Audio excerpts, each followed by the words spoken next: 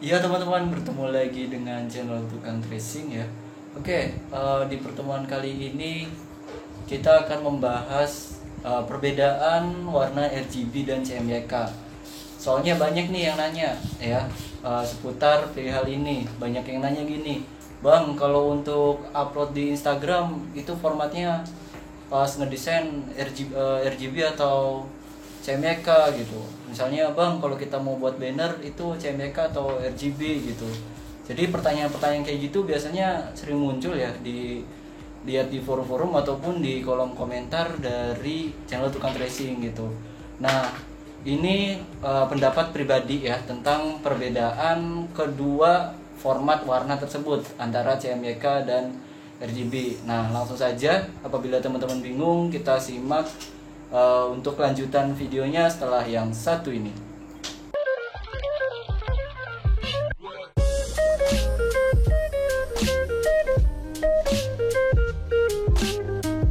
Oke, kita langsung bahas saja teman-teman ya. Yang pertama aku sudah siapkan di sini ada dua teori dasar atau pengertian dari Wikipedia tentang warna RGB. RGB adalah suatu model warna yang terdiri atas 3 buah warna, merah, hijau, dan blue atau red, green, blue, yang ditambahkan dengan berbagai cara untuk menghasilkan bermacam-macam warna. Ya. Kegunaan utama model warna RGB adalah untuk menampilkan citra atau gambar dalam perangkat elektronik seperti televisi dan komputer, walaupun juga telah digunakan dalam fotografi biasa. Sebelum era elektronik, model RGB telah memiliki landasan yang kuat berdasarkan pemahaman manusia tentang teori tikromatik. Nah, selanjutnya ada CMYK, cyan, magenta, yellow, black, gitu ya. K, yellow K, atau K-nya itu biasanya itu black ya, atau hitam, atau sering disangkat sebagai CMYK adalah proses pencampuran pigmen yang lazim digunakan percetakan. Ya, kata kuncinya di sini percetakan, tinta proses cyan, proses magenta, proses yellow, proses black dicampuri dengan komposisi tertentu dan akurat sehingga menghasilkan warna yang tepat seperti yang diinginkan. Bahkan bila suatu saat diperlukan, warna ini dengan mudah bisa dibentuk kembali. Oke. Itu landasan dasar teori tentang RGB dan CMYK ya teman-teman. Membahas seputar tentang RGB dan CMYK, biasanya desainer grafis wajib tahu teman-teman akan kedua format ini. Ya, misalnya kita pada software CorelDRAW, pada new document ya, kita disajikan dengan primary color mode. Ada CMYK dan RGB. Ini yang sangat umum keduanya teman-teman. Ya.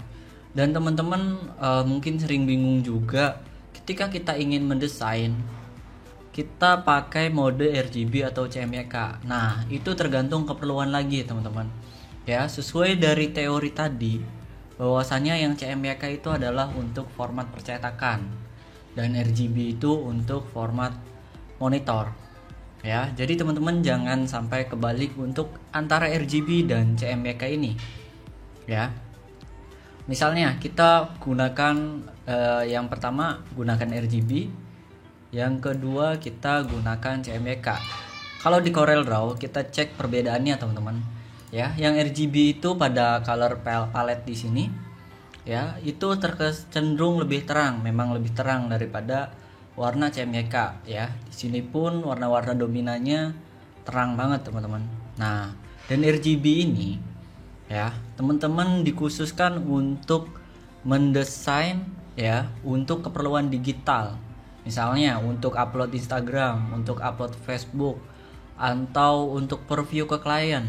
Misalnya kita dimintai untuk membuat sebuah desain logo seperti itu untuk perusahaan ya, dan setelah kita sudah selesai mendesain menggunakan format RGB tadi, otomatis kita akan kirim si klien ke klien ya. Nah, untuk menghindari perubahan warna teman-teman ya, untuk menghindari perubahan warna teman-teman gunakan mode RGB karena RGB itu warnanya cenderung dominan sama antara layar HP dan layar monitor PC teman-teman ya, seperti itu.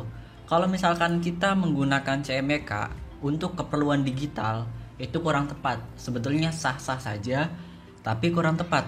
Biasanya aku lihat banyak di forum-forum yang suka mengeluh bahwasanya kenapa ya pas kita mendesain lalu kita ekspor kemudian buka di HP itu hasilnya beda, ya kan? Mungkin teman-teman merasa seperti itu, melihat juga banyak kasus seperti itu.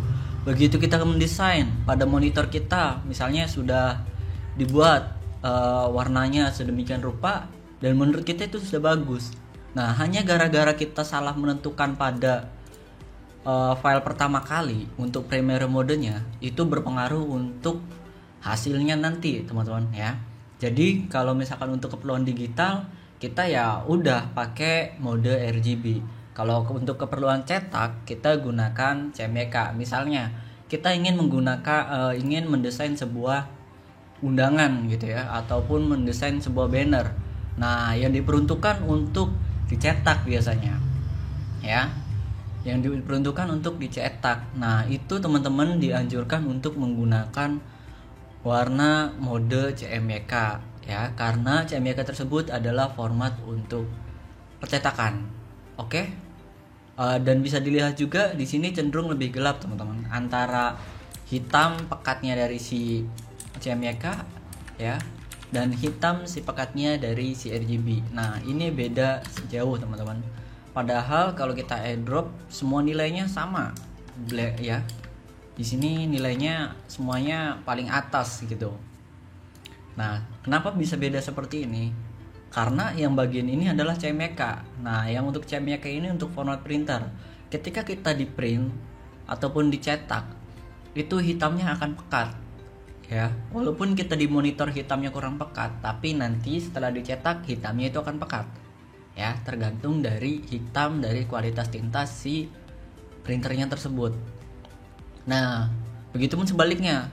Walaupun kita menggunakan warna RGB, di sini warnanya hitamnya itu pekat. Nah, biasanya ini ada kasus ketika kita print dengan menggunakan mode RGB, kemudian kita print, itu hasil hitamnya kurang terlalu pekat, alias beda. Nah, jadi antara RGB dan CMYK secara garis besar seperti ini. CMYK untuk keperluan cetak dan RGB untuk keperluan digital. Jadi semuanya sudah terjawab, teman-teman ya, antara RGB dan CMYK. Jadi bisa disimpulkan sekali lagi, RGB itu untuk keperluan digital, untuk diekspor kemudian kita posting di Instagram, di Facebook, ataupun kita buat story WhatsApp dan lain sebagainya yang dibutuhkan dalam bentuk digital, itu kita dianjurkan untuk menggunakan format RGB ya. Penjelasan tentang sedikit banyak mengenai RGB dan CMYK, teman-teman bisa simpulkan ya bahwasannya kedua hal tersebut itu berbeda tergantung kebutuhan teman-teman untuk apa gitu ya, si desain tersebut untuk apa.